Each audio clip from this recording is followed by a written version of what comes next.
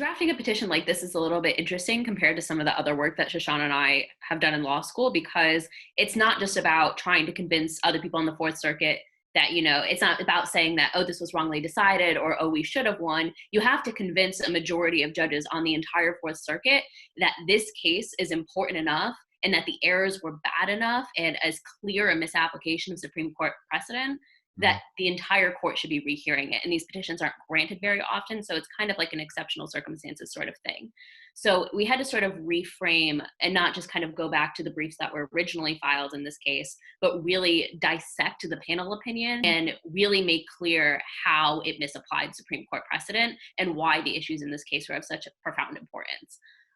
So the petition itself contained 3 specific arguments. 2 of them kind of fell under one bucket that addressed the state court's misapplication of Brady v. Maryland and its progeny, which are the cases that govern where criminal defendants and people who were convicted can obtain relief or a new trial because evidence was suppressed. It's not in every case. There's a lot of nuance to it. And then this third issue, which kind of falls off to the side, is that this case is just of absolutely profound importance.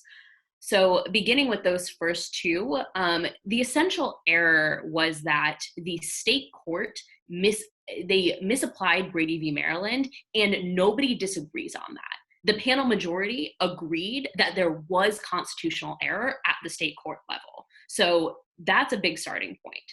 The problem is that in considering the impact of that error, because just because there's error doesn't mean you get relief, they first said that because the state court, even though there was error in how it applied this test as to individual pieces of evidence, it ended up saying, well, all of this evidence taken together would have no impact on the outcome at trial. So we kind of dubbed that the no impact conclusion.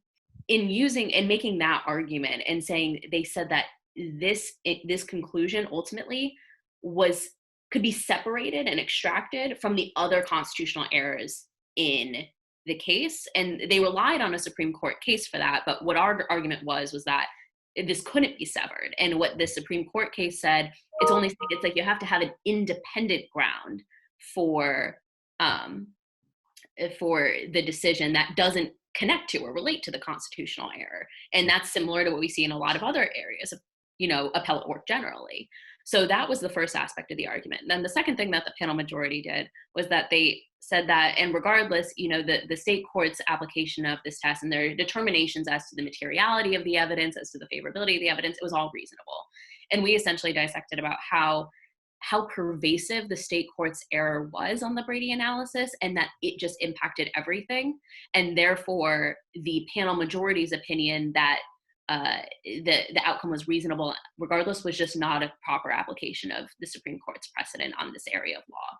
So those were very difficult to kind of parse through because they were very related, but there were 2 very clear, distinct errors in that regard.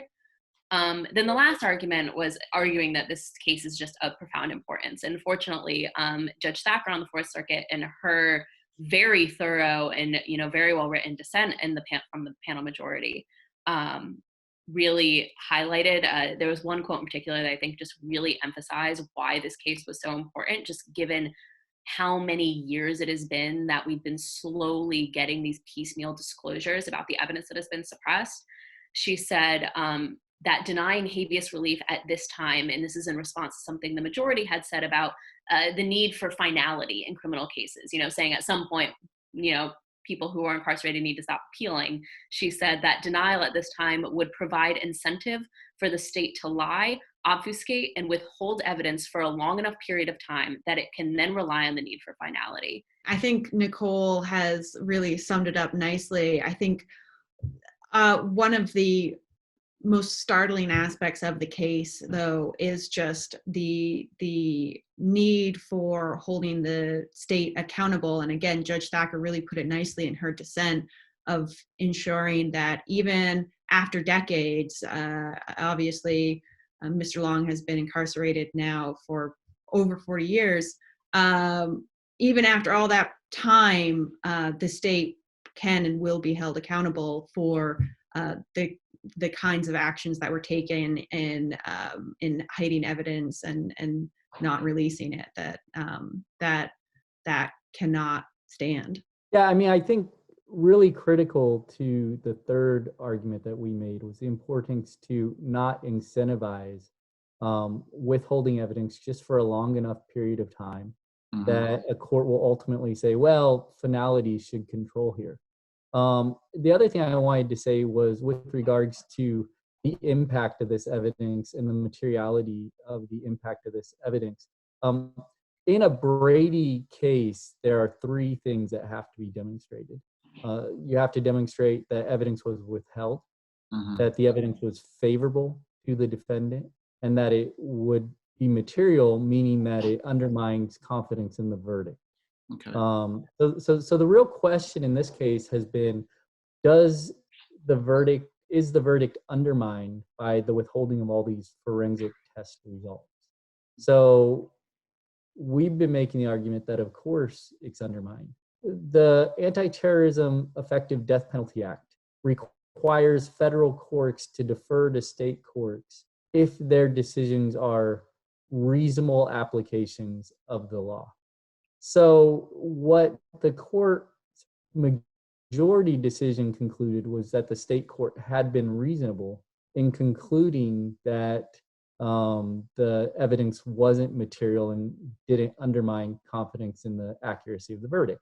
And the problem, the real problem and the logical jump here that is necessary to make that conclusion is the same panel majority, the federal magistrate judge, the federal district court judge, all agreed that the state court erroneously concluded that the evidence wasn't suppressed and that the evidence wasn't favorable.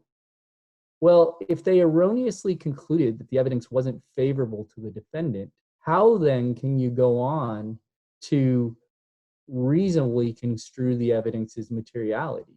Because if you don't deem it favorable to begin with, then you can't appropriately assess whether or not it would have had an impact on the outcome or on the confidence in the outcome of the trial. So, it's sweeping away and ignoring the constitutional error that everybody agrees to reach a conclusion that's not supportable.